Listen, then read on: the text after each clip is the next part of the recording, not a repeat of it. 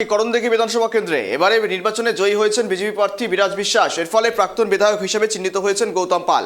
গণনা পর্ব শেষ হওয়ার পর গণনা কেন্দ্র থেকে বেরোতেই বিজেপি কর্মী ও সমর্থকদের উচ্ছ্বাস স্লোগানে মুখর হয়ে ওঠে এলাকা। এদিকে রাজ্য রাজনৈতিক পালাবদলের আবহে করণদিঘি ডালখোলা শহর সহ রসখোয়া এলাকায় ভাঙচুরের অভিযোগ সামনে এসেছে। স্থানীয় সূত্রে জানা যাচ্ছে, তৃণমূল কংগ্রেসের দলীয় কার্যালয় কিছু দোকানপাটে হামলা চালানো হয়। ঘটনাকে কেন্দ্র করে এলাকায় উত্তেজনা ছড়িয়ে পড়ে এবং ঘটনার খবর পেয়েই ঘটনাস্থলে পৌঁছায় বিজেপির জয়ী প্রার্থী বিরাজ বিশ্বাস। তিনি গিয়ে বলেন এই ধরনের কোনো ঘটনাকে প্রশ্রয় দেয় না তিনি, এবং সেখান থেকেই যারা এর সঙ্গে যুক্ত, যারা অভিযুক্ত, তাদেরকে অবিলম্বে গ্রেপ্তার করার নির্দেশ দিচ্ছেন তিনি। এমনটাও তারা বলছেন। বিজেপি জিততে এলাকায় ভাঙচুরের অভিযোগ এবং দ্রুত অভিযুক্তদের গ্রেপ্তারের দাবি জানিয়ে সরব হয়েছেন জয়ী বিজেপি প্রার্থী বিরাজ। আর কথা বলবো, ফোন করে রয়েছে অনিমেষ। অনিমেষ, কার্যত বিজেপি জিততে এলাকায় ভাঙচুরের অভিযোগ, সরব হয়েছেন বিজেপি জয়ী প্রার্থী। দেখো গৌরব, ভোট মিটতেই দেখা যাচ্ছে যে করণদিঘি বিধানসভায় হিংসার ছবি। সেখানে দেখা যাচ্ছে যে দোকানপাট ভাঙচুর বিজেপি কর্মীদের, এবং তৃণমূলের যে মার্কেট ছিল সেখানে ব্যাপকভাবে ভাঙচুর চালাচ্ছে বিজেপি কর্মীরা। এবং এই স্বাভাবিকভাবে এই ঘটনায় কিন্তু চাঞ্চল্য ছড়িয়ে পড়ে করণদিঘি বিধানসভা এলাকায়। তবে তুমি দেখতেই পাচ্ছ যে খাবার হোটেল থেকে শুরু করে মার্কেট থেকে শুরু করে একেবারে ধুমধুমা একেবারে ভাঙচুর যেভাবে চালাচ্ছে, একেবারে মনে হচ্ছে যে লুটপাটের মতো ছবি দেখা যাচ্ছে, যে তারা লুট করার মতো সেই চিত্র উঠে আসছে।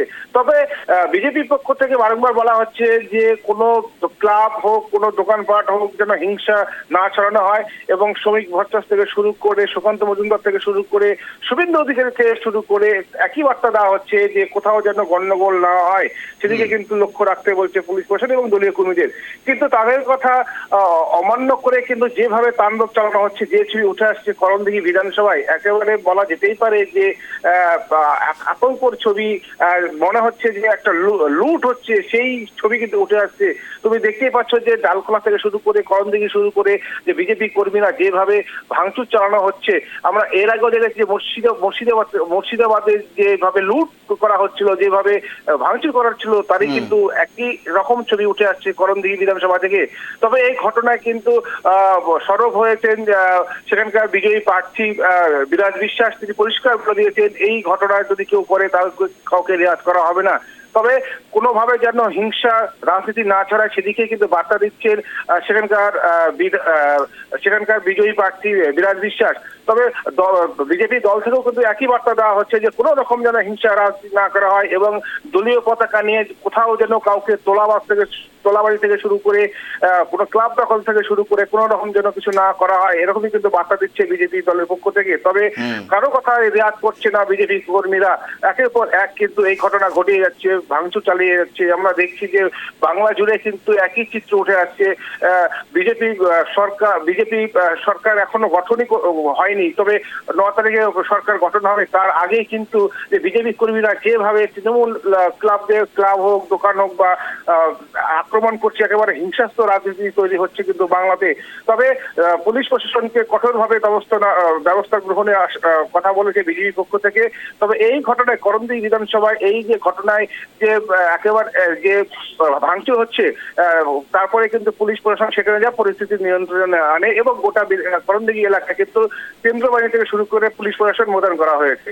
আর পরবর্তীতে একেবারে বিজেপি জিততে এলাকায় ভাঙচুরের অভিযোগ, এবং সেখান থেকে আপাতত এলাকায় স্বাভাবিক রয়েছে। যদিও বা বিজেপির জয়ী প্রার্থী তিনি বলছেন এই ধরনের ঘটনায় তারা প্রশ্রয় দিতে নারাজ, এবং সেখান থেকে একই রকম কথা শ্রমিক শুভেন্দু সকলেই বলছেন। তারপরেও বিজেপির কিছু উৎসাহিত কর্মী সমর্থকেরা এই ধরনের ঘটনা ঘটাচ্ছেন এবং জানিয়ে সরব হচ্ছে বিজেপির একাধিক নেতৃত্ব।